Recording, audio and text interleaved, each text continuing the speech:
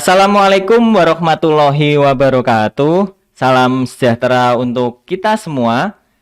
Halo semua pendengar, apa kabar? Semoga baik-baik saja, dalam keadaan sehat, dan tidak kekurangan satu apapun.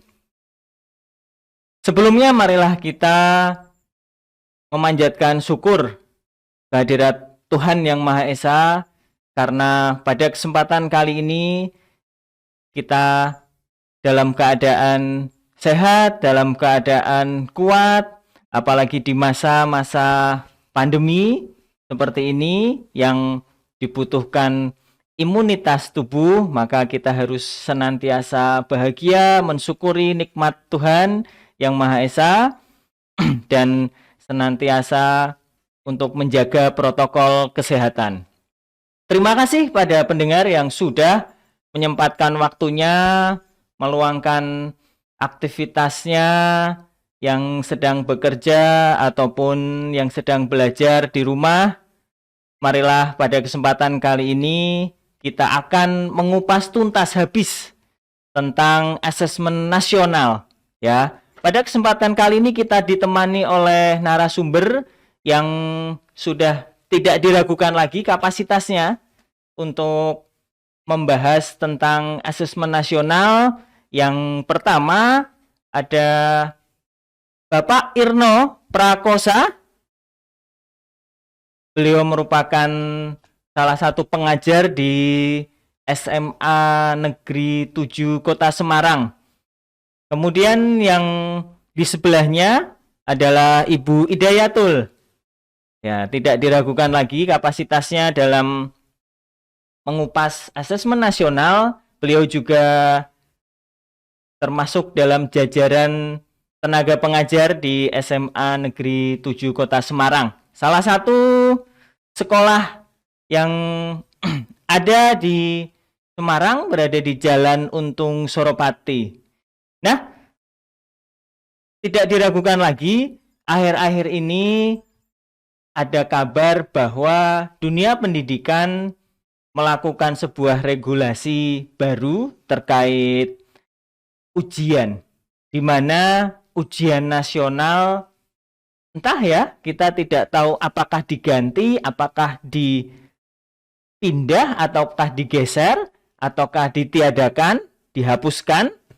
Nanti langsung saja kita kupas tuntas, kita tanyakan kepada beliau berdua. Nah, pada hari yang berbahagia ini, pada Bapak Irno dan Ibu Idayatul, kira-kira banyak nih masyarakat yang menanyakan tentang asesmen nasional, ya. Bahkan tenaga pendidikan pun masih banyak yang meraba-raba. Apa sih itu asesmen nasional? Nah, coba bisa memberikan gambaran apa tujuan dari asesmen nasional itu? Ya, baik. Terima kasih Pak Pras atas pertanyaannya. Jadi memang akhir-akhir ini asesmen nasional menjadi topik yang intens dibicarakan di dunia pendidikan karena kabarnya asesmen nasional itu nanti yang akan menggantikan ujian nasional. Apakah itu benar? Nah, jadi kita pelajari dulu apa sih sebenarnya asesmen nasional itu, gitu ya. Oke, asesmen nasional itu adalah program dari pemerintah, kebijakan baru, regulasi baru dari pemerintah yang tujuannya adalah program ini itu untuk penilaian terhadap mutu sekolah. Jadi mutu sekolah itu dilihat dari apa? Dilihat dari hasil belajarnya siswa, yaitu berupa apa? Ada literasi dan ada numerasi.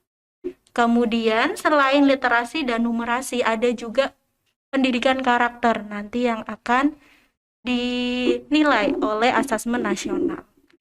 Jadi survei karakter, Bu, ya. iya, melalui survei karakter, betul, Pak. Kemudian asesmen nasional ini itu dilakukan di setiap tingkat sekolah. Jadi dari sekolah dasar, kemudian sekolah menengah, kemudian sekolah atas. Nah, asesmen nasional itu memang berbeda dengan ujian nasional karena kalau ujian nasional itu yang diuji adalah tingkat akhir, tapi kalau asesmen nasional itu yang diuji adalah tingkat kedua. Kalau SD itu berarti, kalau SMA itu berarti tingkat kelas 11. Kemudian kalau SMP itu berarti tingkat 8. 8. Kalau SD itu tingkat 5. Seperti itu. Itu adalah asesmen nasional. Jadi asesmen nasional itu tujuannya itu tidak untuk melihat hasil akhir, tapi proses belajarnya siswa. Kenapa dilakukan di tingkat kedua untuk SMA, sekolah menengah atas? Karena nanti ke depannya akan ada waktu untuk perbaikan. Jadi dilaksanakan di kelas 11. Seperti itu, Pak. Itu adalah asesmen nasional. Mungkin Pak Ya, Irfan kalau bisa mau menambah. menambahkan bahwasanya AKM ini lebih Menggantikan UN ya? Kalau dibilang menggantikan tidak juga, karena kalau menggantikan berarti konsepnya sama. Ini bukan, konsepnya sudah berbeda, karena UN itu dulu menilai apa istilahnya, materi yang diajarkan kemudian diteskan seperti itu. Jadi dari segi nilainya, kalau asesmen kompetensi nasional itu berdasar dari konsepnya. Jadi pemahaman konsep anak itu sampai seberapa. Tapi Jadi, tetap ada nilainya ya. Nilainya sebetulnya tidak mengarah ke anak secara langsung. Ya, kalau UN itu kan mengarah ke anak langsung. Jadi anak nilainya segini, nanti kalau kurang dari seperti ini berarti tidak lulus atau tidak tuntas, seperti itu ya. Kalau UN seperti itu. Kalau AKM tidak seperti sedemikian, tidak mempengaruhi kelulusan. Jadi hasil dari AKM itu tidak mempengaruhi kelulusan siswa, karena kelulusan siswa itu dikembalikan ke sekolah dengan adanya ujian sekolah. Jadi sekolah lah atau satuan pendidikan lah yang berhak untuk menentukan kelulusan siswa, karena berkaitan dengan beberapa hal. Dulu waktu UN itu ada rumor bahwasanya sekolah 3 tahun ditentukan hanya dalam 3 menit, seperti itu. Itu betul betul sekali itu. Itu salah satunya kan seperti itu. Ya, termasuk saya itu. Nah, makanya sekolah kan, lama. Makanya kan kita pemerintah itu sudah sangat baik memberikan konsep AKM ini, karena awalnya itu dari posisi Indonesia dalam tes PISA itu internasional itu kita tuh selalu di bawah dibandingkan dengan negara Asia Tenggara lainnya. Kita selalu di bawah, terutama dalam hal literasi membaca. Karena itu membaca. Nanti di AKM itu kan nanti ada literasi membaca, literasi numerasi, kemudian survei karakter, kemudian terakhir survei lingkungan belajar. Jadi ada 4 tahapan nanti di AKM itu, di mana nanti secara teknisnya dibagi menjadi 2 gitu. Jadi tujuannya sudah seperti yang disampaikan Bu Ita tadi, bahwasanya kita pengen agar sekolah dimanapun itu setiap tahun melakukan perbaikan dari hasil asesmen tadi. Iya, betul. Jadi istilahnya semacam ada feedback gitu ya. Jadi asesmen nanti ada feedback, kemudian feedback itulah nanti yang digunakan baik untuk sekolah dalam rangka untuk memperbaiki kualitas pembelajaran. Ya, jadi di sini ditekankan pada perbaikan kualitas pembelajaran. Karena dengan naiknya kualitas pembelajaran, maka siswa itu akan lebih memahami. Hal itu juga akan menambah nilai plus dari siswa, tidak hanya dari nilai, tapi banyak hal, terutama mengenai konsep pembelajaran yang diberikan. Untuk menyongsong konsep pembelajaran abad 21 ya Pak ya, yang lebih ke kecakapan hidup. Jauh lagi ke Indonesia emas. Yang berapa 100 tahun Indonesia merdeka itu ya. Itu arahnya nanti ke situ. Akhirnya Pak Monggo. Jadi ketika ada asesmen nasional, kemudian ada perbaikan konsep belajar, maka pada akhirnya juga mutu pendidikan akan meningkat ya. Iya, betul. Tujuan akhirnya untuk meningkatkan mutu pendidikan. Kemudian ketika asesmen nasional memiliki instrumen seperti penilaian atau survei-survei yang lainnya, sementara untuk asesmen nasional sendiri instrumennya seperti apa itu? Instrumen asesmen nasional. Instrumen asesmen nasional itu ada beberapa ya Pak Pras. Jadi instrumen asesmen nasional itu kan tadi asesmen nasional kan ada yang diujikan ada AKM, kemudian literasi numerasi tadi. Apa itu AKM? Asesmen kompetensi minimum. Oh, asesmen kompetensi minimum ya. Jadi ada literasi membaca dan ada numerasi, kemudian ada survei karakter ya Pak. Terus kemudian ada survei lingkungan belajar. Nah, di sini ada beberapa instrumen dari asesmen kompetensi minimum. Jadi kalau kita lihat asesmen kompetensi minimum itu seperti merupakan survei ya Pak Irno ya, seperti itu. Jadi bukan tes seperti ujian nasional, tapi dia itu lebih survei tentang mutu pendidikan di sekolah masing-masing, seperti itu. Berdasarkan pertanyaan-pertanyaan atau soal-soal yang sifatnya tematis nanti. Tematis ya. Itu untuk yang AKM itu kan AKM ada 2 ya, literasi membaca sama literasi numerasi. Kemudian ini satu bagian, ini namanya AKM. Iya. Ada literasi membaca sama literasi numerasi.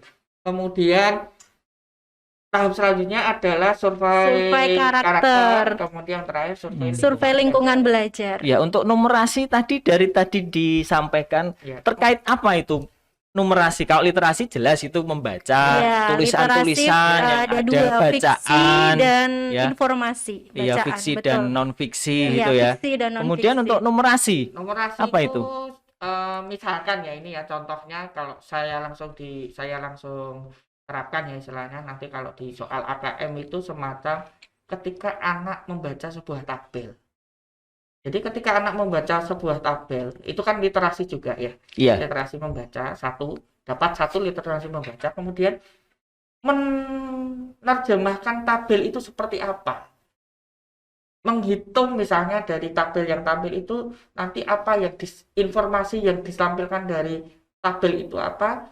Misalnya nanti bisa untuk digunakan memprediksi atau peluang di tahun selanjutnya atau beberapa tahun selanjutnya. Lah itu nanti masuknya ke dalam numerasi karena menghitung peluang, ya kan? Ya, apa ada kaitan dengan angka, bilangan seperti itu? Pasti ada. Oh iya. Karena kan setiap tabel itu kan akan menunjukkan angka diagram bisa ya. Juga, ya seperti itu. Jadi tabel grafik ya artinya grafik itu kan ada sumbu X ada sumbu Y itu kan pasti ada nilainya dan nanti anak dilihat kemampuannya itu seberapa. Sebetulnya itu kan sudah menunjukkan bahwasannya tahu nggak anak tuh konsepnya, kenapa kok bisa tampil grafik ini tuh konsepnya tuh bagaimana, kenapa kok membuat grafik itu harus jaraknya antar angka itu harus sama, itu kenapa? Kok kenapa nggak loncat-loncat satunya jaraknya satunya jaraknya? Nah itu seperti itu kan bagian dari pengetahuan konsep pemahaman pengetahuan numerasi. Kemudian ada tabel tahun misalkan nih 2020 sekian, nanti yang akan datang akan seberapa ya dihitung lebih ke sains dan matematika ya seperti itu. Sejarah juga bisa ya. Iya, sejarah betul. Mengukur suatu fosil itu tahunnya berapa, kemudian mungkin berapa satuan dalam uang gulden ketika penjajahan Hindia Belanda ya, ketika kolonial Belanda dirupiahkan sekarang itu juga bisa. Jadi termasuk konsep numerasi. Namanya literasi numerasi. Prediksi penguatan rupiah. Ada literasinya sejarah juga. Jadi membaca cerita sejarah, kemudian nanti numerasinya seperti itu. Sangat intinya sebetulnya ini sangat kompleks sekali. Jadi sebetulnya nanti arahnya juga ke pengembangan kurikulum Pak Pras ya. Jadi kurikulum nanti itu yang diharapkan adalah semua jenjang itu bisa saja sama. Jadi kompetensi dasarnya itu sama Pak Pras. Tetapi tingkat kompleksitasnya berbeda-beda. Contoh misalnya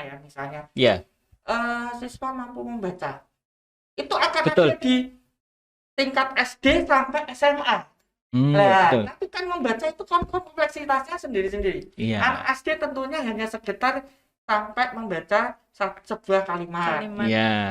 Bisa membaca dulu ya kan, misalnya, terus membaca cepat misalnya. Betul, nanti membaca cepat. Misalnya mulai dia untuk bisa memahami satu kalimat itu seperti apa, kemudian mengolahnya seperti itu, mengubah jadi kalimat positif menjadi kalimat negatif seperti itu.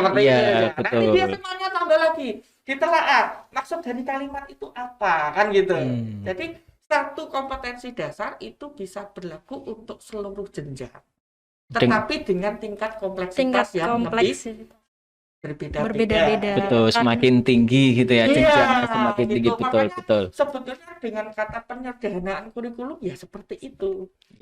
Seperti saya di informatika pun sebetulnya sudah diterapkan untuk informatika itu KD-nya dari kelas PAUD, malah PAUD ini tempatnya, sampai dengan menengah atas ya, kelas 12 itu sama semua loh Pak Pras. Saya sampai bingung loh, kok sama, kok nggak seperti dulu-dulu gitu. Tapi itu justru memberikan kesempatan kita sebagai guru untuk mengeksplorasi bagaimana mengembangkan kurikulum yang sudah diberikan dari kita gitu. Jadi seperti itu. Jadi sebetulnya malah lebih, menurut saya loh ya, pribadi itu lebih enak, lebih dari PAUD itu ya Bapak ya. Iya, dari PAUD. Kalau di informatika saya tidak bisa membayangkan itu kalau mengajarkan informatika bagaimana ke itu ya. PAUD. Karena PAUD itu justru mendasari untuk informatika itu critical thinking-nya. Jadi berpikir kritisnya. Betul ya. Kan bertanya mengapa. Tidak punya anak ya, betapa anak itu ketika masih kecil itu akan banyak rasa ingin tahunya tinggi. Kemudian eksplorasinya, Masya Allah ya, sampai kadang kita kewalahan ngadepinya anak-anak kecil itu ya. Jadi saya kira itu bagus sekali. Yang jadi aneh adalah ketika mereka masa PAUD itu seperti itu, tapi ketika SMA jadi kok tidak seperti waktu di kecil itu gitu lah. Jadi kan kalau ini diterapkan, insya Allah akan jadi baik Indonesia ke depan gitu loh. Iya, semakin menarik ini. Iya, kompleks banget. Karena kalau kita lihat di AKM itu sendiri kan ada 4 ini ya Pak, jenjang ini soalnya. Ada pilihan ganda, ganda kompleks, kemudian ada menjodohkan, uraian singkat, dan isian singkat dan uraian. Iya, betul sekali ya. Kalau dulu di UN itu mungkin hanya pilihan ganda saja. Iya, hanya pilihan ganda saja. Jadi sebetulnya kalau hanya pilihan ganda kan otak kita diminta monoton gitu loh. Beda dengan ceritanya kalau ada menjodohkan, kemudian ada pilihan ganda kompleks, kan dimungkinkan ada jawaban yang lebih dari satu.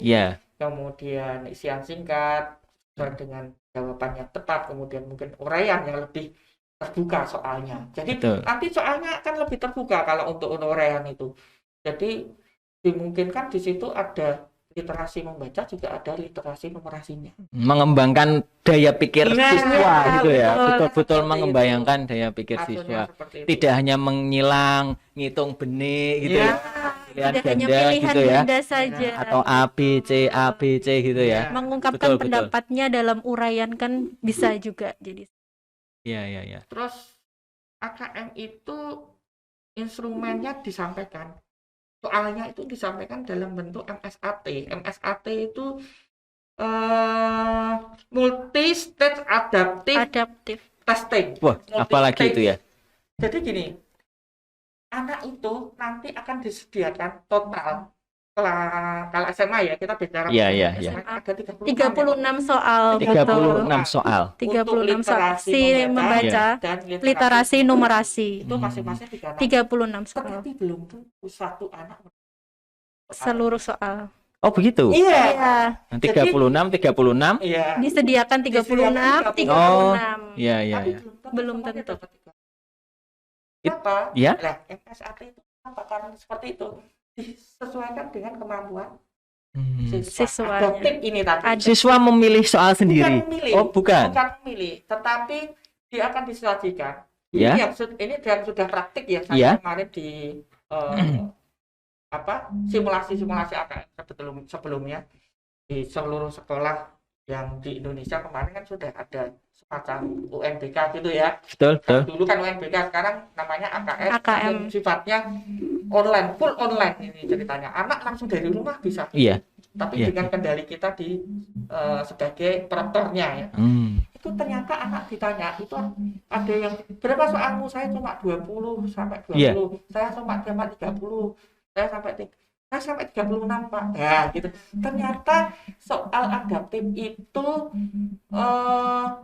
kalau siswanya itu di stage yang ini sudah tidak memenuhi, maka tidak akan masuk ke stage selanjutnya. Jadi 36 itu mungkin dibagi menjadi 4 stage misalnya. Iya.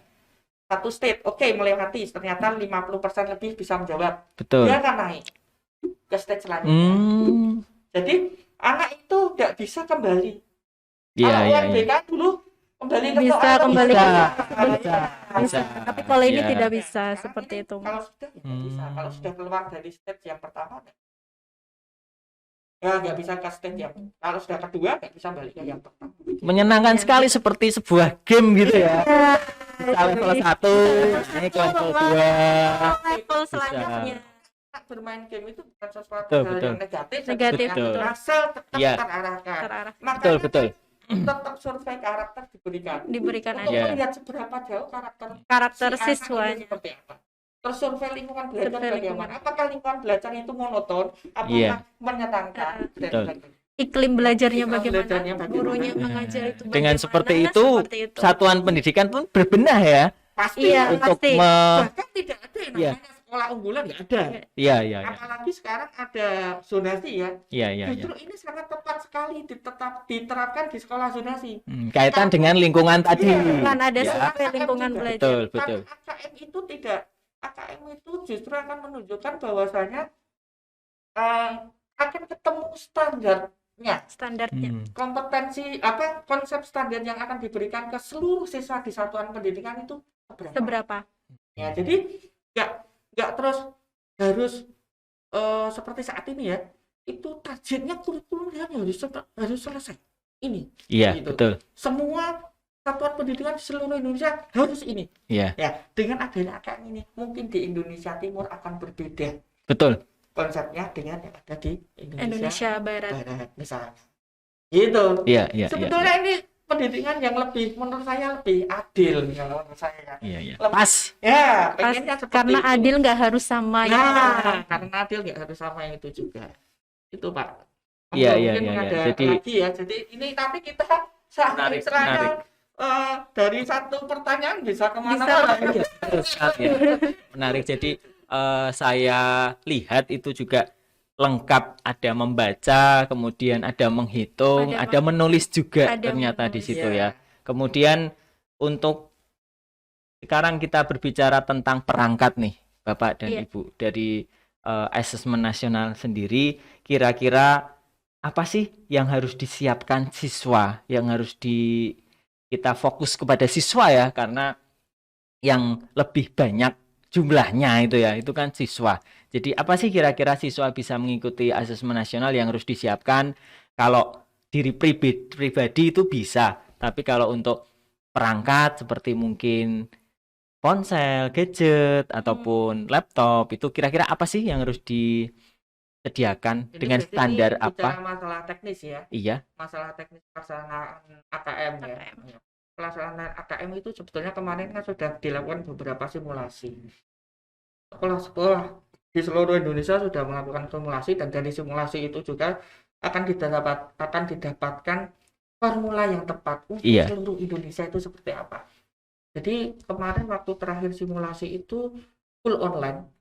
Ya, full online itu ternyata dengan full online itu masih banyak sekolah, bahkan di Jawa, terutama di Jawa Tengah, itu masih banyak yang tidak bisa di waktu yang real time langsung bisa selesai. Misalnya dijadwalkan jam 9 sampai jam 10 seperti itu. Tapi ternyata dari jam 9 sampai 10 itu terjadi berbagai macam kendala lah. Itu di Jawa Tengah ya? Itu di Jawa Tengah. Dan akhirnya mereka tetap bisa menyelesaikan secara online meskipun di waktu yang tidak dijadwalkan. Karena ceritanya itu secara teknis itu servernya pusat itu dimatikan jam 16. Iya. Jadi ketika di waktu jadwal itu kan semua masuk ya itu ya, semua siswa masuk itu, padahal cuma 5, hanya 5 di setiap satu satuan pendidikan itu hanya 5 itu masuk semua, itu nggak keluar soalnya, klaim putih saja, dan mereka wajib pakai laptop ya, tidak ada pakai HP, tidak pakai. Jadi nanti ada aplikasi khusus namanya Exam Browser untuk AKM khusus online, harus online.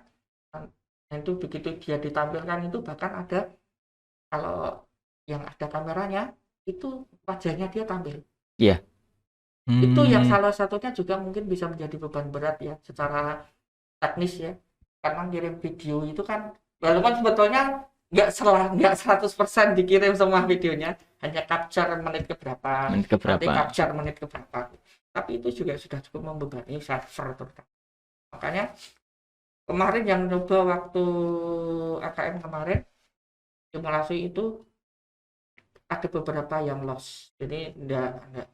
Jadi itu sebetulnya malah jadi masukan juga untuk pusat, bahwasanya cari formula yang tepat seperti apa. Jadi kemarin keluarnya terakhir itu tahu saya peraturannya adalah ada online dan semi online. Nah, itu ada daring dan luring. Ada gitu. Ada pertanyaan tadi, apakah ini harus online, apakah ini bisa semi daring? Banyak bertanya ini pasti. Ataukah ketika memang tidak ada perangkat yang tersedia, apakah bisa secara manual, secara tidak online seperti itu.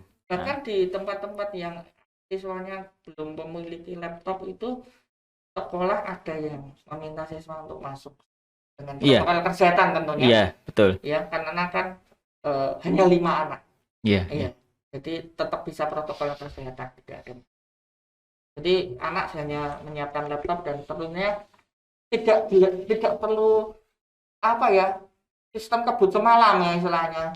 UN itu kan besok ujian apa, nanti malam belajar tak kemengnya, enggak, yang ini tidak bisa seperti itu. Karena soalnya ya seperti saya sampaikan, bahwasanya mungkin hanya ditampilkan grafik gitu ya, tetapi diminta untuk menelaah beberapa. Misalnya prediksi 10 tahun ke depan seperti apa gitu. Itu kan ada hitungannya gitu. Terus cara membaca grafik ini bagaimana? Mana yang menunjukkan grafik ini menunjukkan peningkatan, yang mana sih? Yang mana yang peningkatan, penurunan? Oke. Lebih dekat ke kehidupan sehari-hari anak soalnya, jadi tidak perlu belajar seperti UN. Nggak bisa terus diselesaikan kalau anak itu tidak tahu konsepnya. Betul. Iya kan? Jadi tidak pengaruh ya, karena kita di jenjang SMA ada jurusan IPA, IPS, mungkin bahasa, itu tidak ada perbedaan soal secara tidak ada. Tidak ya. Oke, berarti sama ya ketika tentang pemahaman, konsep, numerasi, jadi semua sama. Sama mau IPA, IPS. Bahkan kemarin ketika simulasi AKM itu diminta untuk sebagian IPS, sebagian IPS, dan bahasa gitu. Jadi tidak semuanya melulu IPA. Jadi penjurusan itu ya nanti masuknya ada lintas minat dan sebagainya. Kurikulum 2021 atau 2022 nanti seperti apa nanti pastinya belum tahu ya. Hasil dari AKM ini. Ya. Apalagi kemarin dikabarkan dari Pak Mas Nadiem itu mundur dari bulan Maret seharusnya jadi September untuk AKM ini, karena kan kertas itu harus perlu disiapkan matang, kemudian kondisi pandemi juga harus clear dulu. Iya, sudah bisa diatasi. Oke, jadi terkait instrumen tadi saya tertarik dengan pernyataan survei. Itu berarti semacam responden, siapakah yang jadi responden, jumlahnya berapa, kemudian apakah guru juga bisa masuk ke dalam survei itu jadi responden, apa ada batasan minimal jumlah?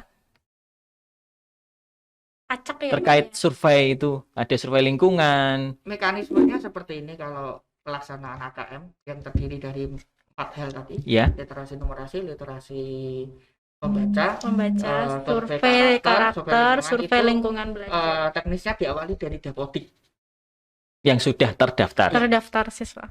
Dapodik itu data harus bagus dulu, lengkap. Kemudian nanti dari pusat akan memberikan satu aplikasi lain, Bio AN namanya. Bio AN, asasnya yang dulu Bio UN namanya. Yeah. Nah itu nanti anak dimasukkan ke situ, kemudian secara sistem nanti diacak. Dari sistem. Dari satu satuan pendidikan itu 30 ya Pak? Iya, 30. Satuan 30. Pendidikan 30. 30 siswa. Ya. 30 siswa yang kena acak. 30% apa 30 siswa. 30 siswa. 30 siswa yang kena acak. Jadi dalam tingkat menengah itu kalau kelas SD kelas 5, SMP kelas 8, SMA kelas 9. SMA kelas 11 ya di tengah. Itu nanti diacak. Makanya pendataan dari ini sudah mulai dilaksanakan. Kalau mundur berarti kemungkinan yang ikut AKM nanti yang kelas 10 sekarang. Nanti yang akan naik ke kelas yang 11. Akan naik ke kelas 11 ini ya. Jadi 30 nanti diacak dan berdasarkan kegiatan UN tahun-tahun sebelumnya. UN ya ini yang memang sudah dilaksanakan dulu. Kalau AKM kan belum sama sekali ya. Belum. Cuma baru simulasi. Dari simulasi yang kemarin pun sudah diminta guru bisa berikan survei. Oh, jadi begitu ya. Guru bisa. Kepala sekolah juga bisa. Jadi bisa melakukan survei aja loh ya. Iya, yang instrumen yang survei itu. Untuk yang AKM-nya yang literasi nulis sama literasi membacanya siswa. Survei karakter sama. Iya, berarti diacak semua mendapatkan atau ada yang tidak? Itu pertanyaannya. Untuk yang siswa. Yang survei ya, tadi yang 30 itu diacak 30. Berarti 30 itu harus. Semua siswa dalam sekolahan tersebut. Enggak, semua siswa. Ya. Itu kan diambil hanya 30. Iya. Yang 30 itu harus melaksanakan 4 ini. Yang lainnya? Yang lainnya enggak.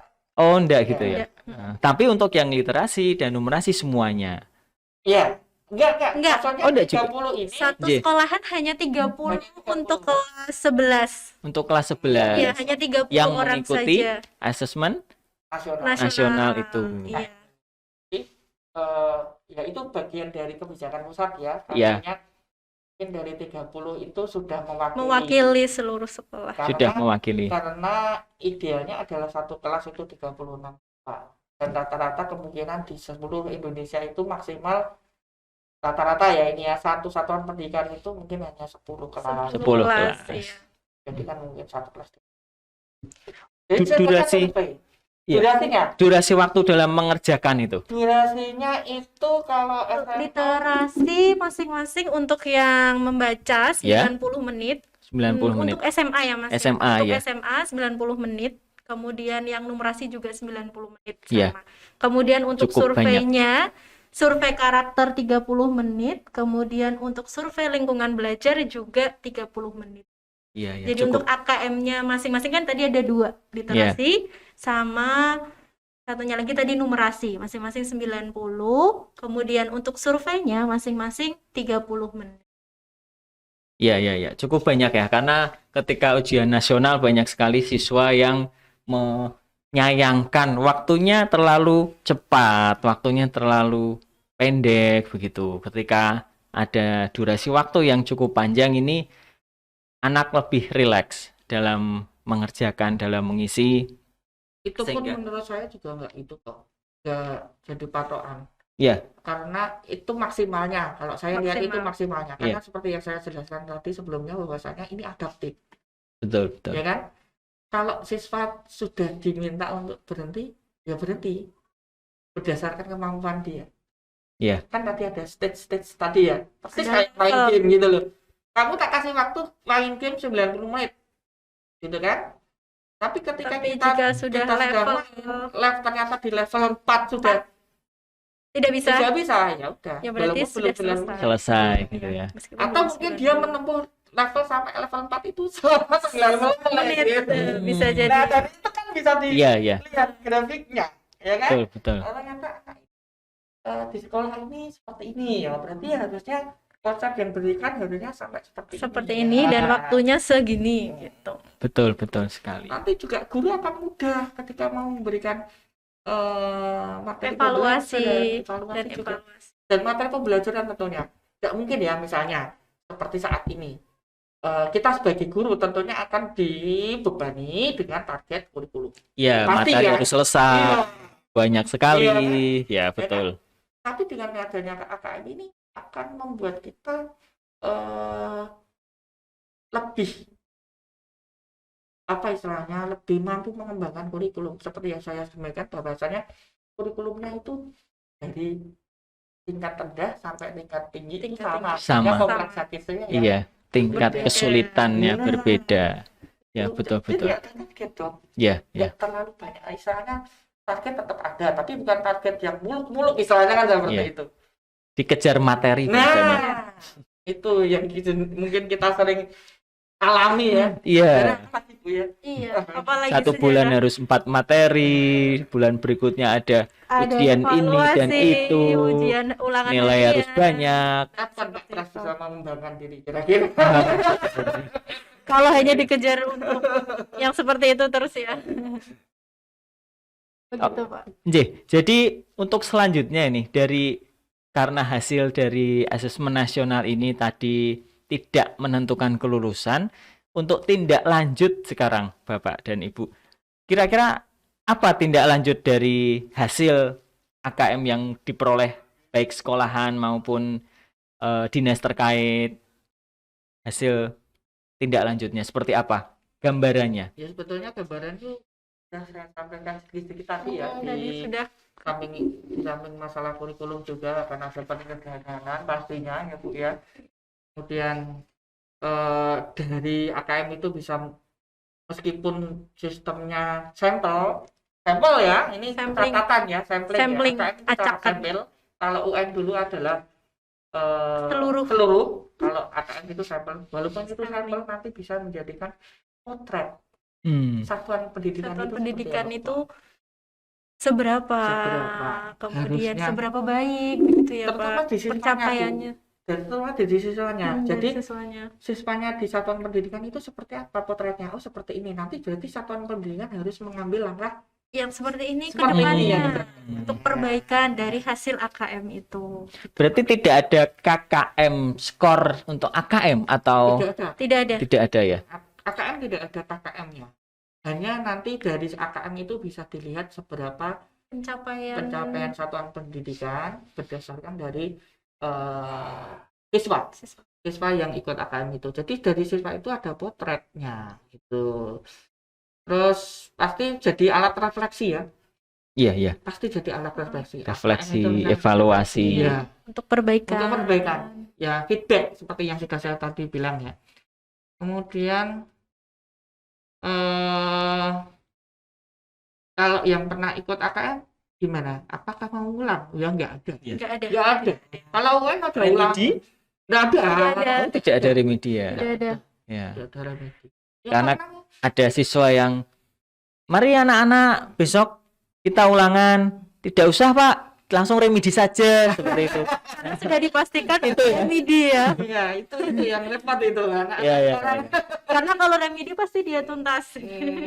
Tuntas dengan dia nilai pas-pasan. Nah gitu. Itu kan berarti ranahnya sudah ke sekolah. Berarti kan untuk kelulusan pokoknya itu untuk sekolah aja, satuan pendidikan ya. Jadi kalau AKM itu negara itu membantu, istilahnya membantu ya, ini berarti ya membantu satuan pendidikan untuk meningkatkan kualitas. Betul.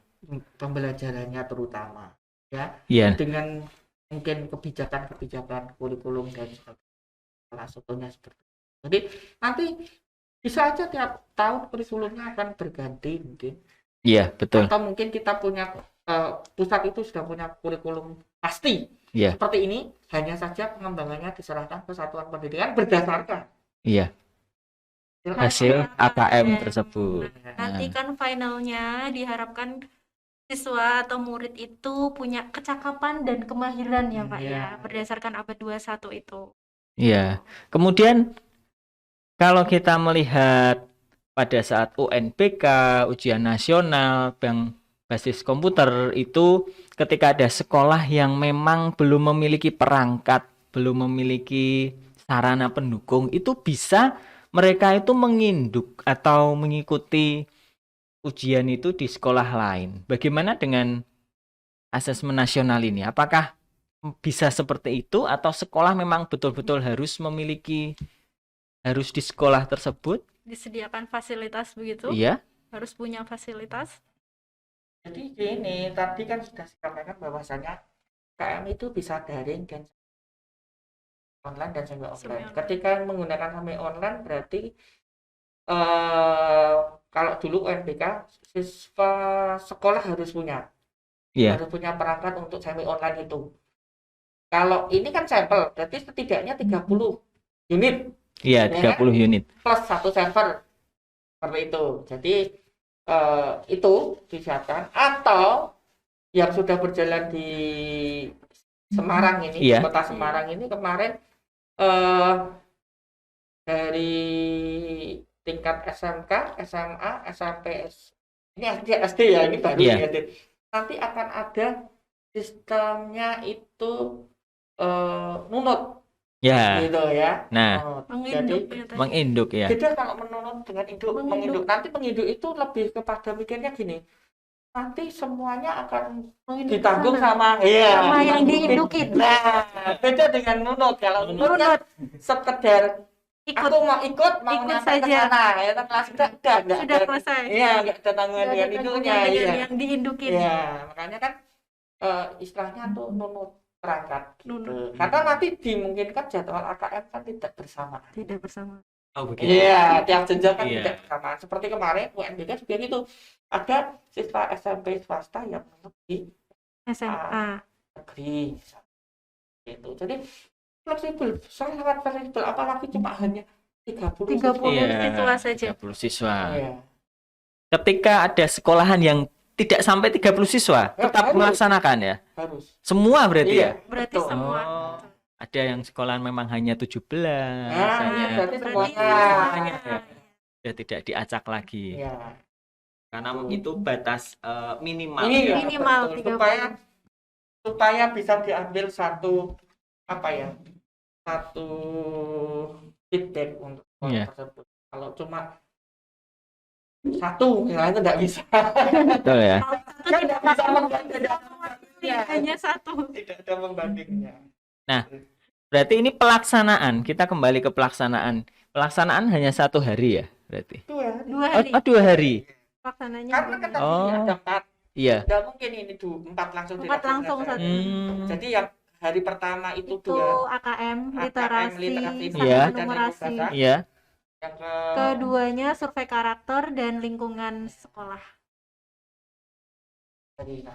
Iya. Ketika ada siswa yang hari pertama bisa masuk, kemudian hari kedua tidak bisa masuk, ya udah tinggal. Bisakah digantikan?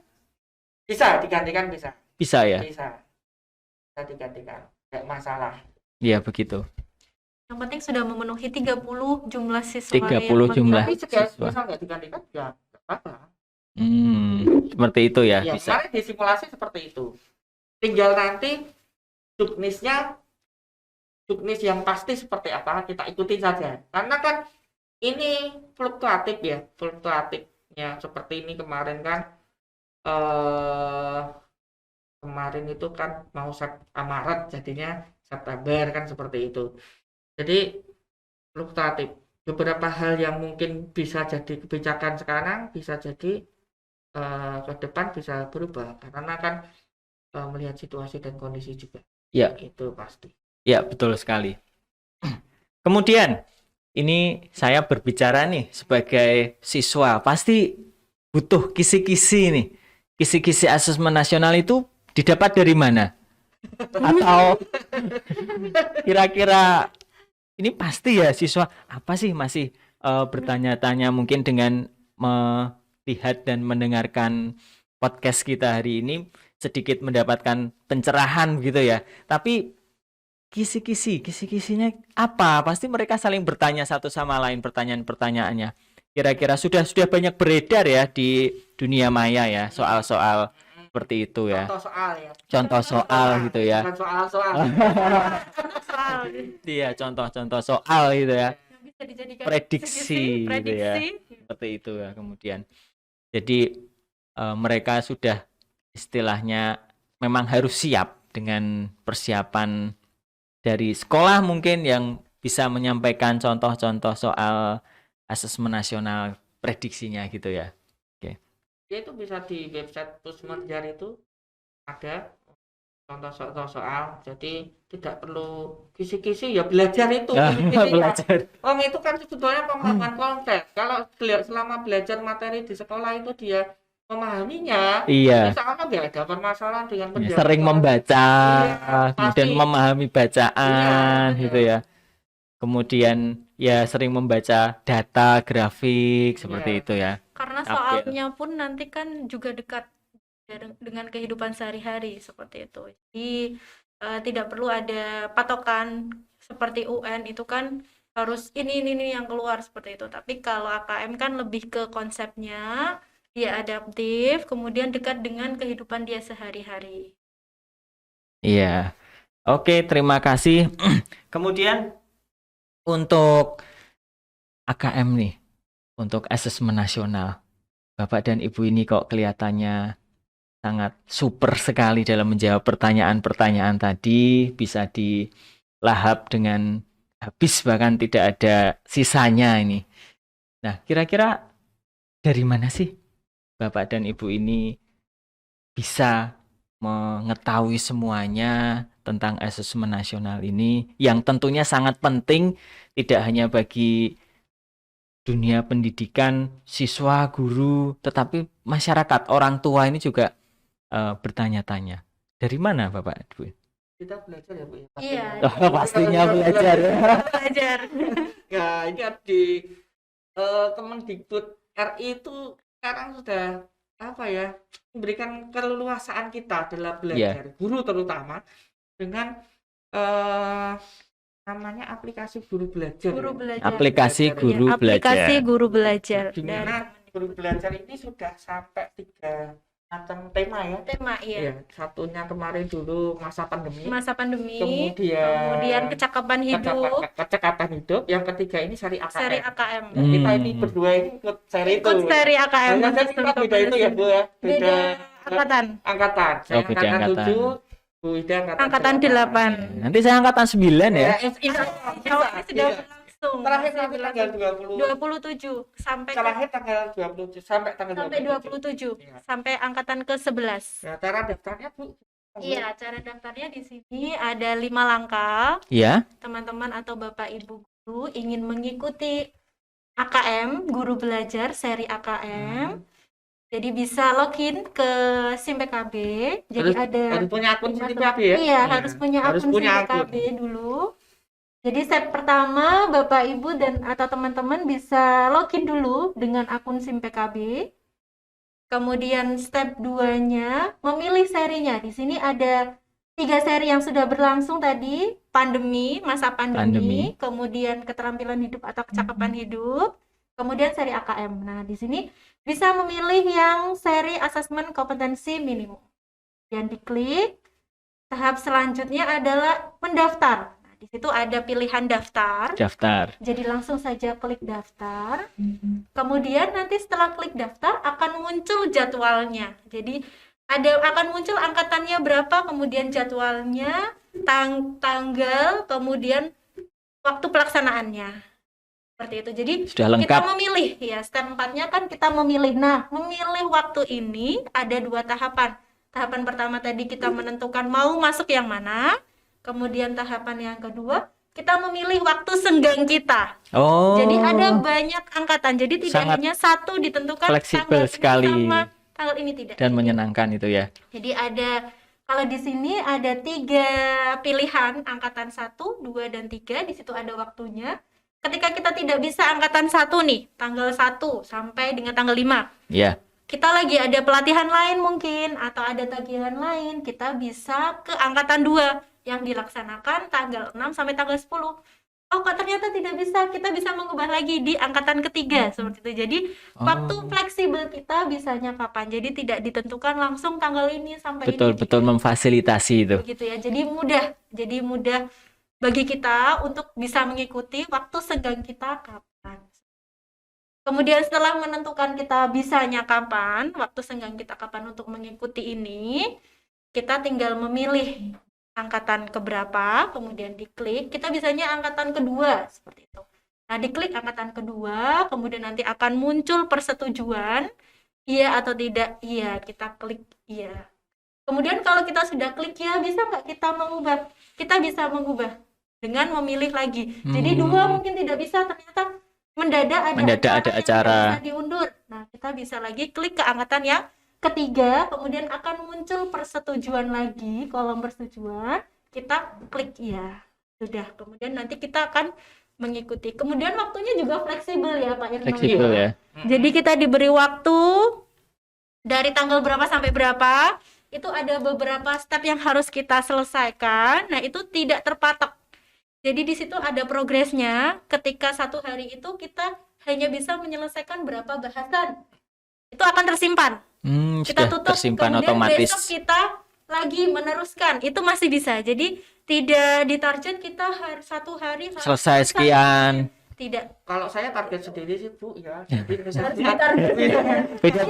Beda-beda targetnya orang masing-masing itu.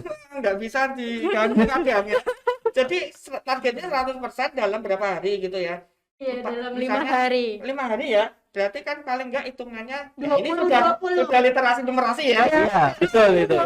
20%. Kayak gitu. Tapi saya paling enggak ya 25 nih. 25, 50, 75. Terus ini nantinya buat cadangan, misalnya 1 hari ini buat cadangan, misalnya yang lain meleset saya masih punya ya, betul. 1 hari, betul.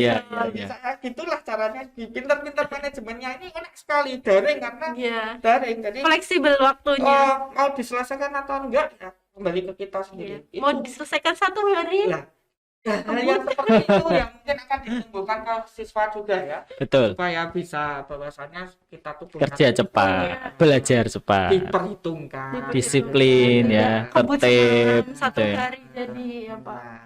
Seperti itu. Lanjut, ini 6 step aja Bu ya. 6 step saja sudah. Jadi nanti ada beberapa pokok bahasan yang harus kita baca.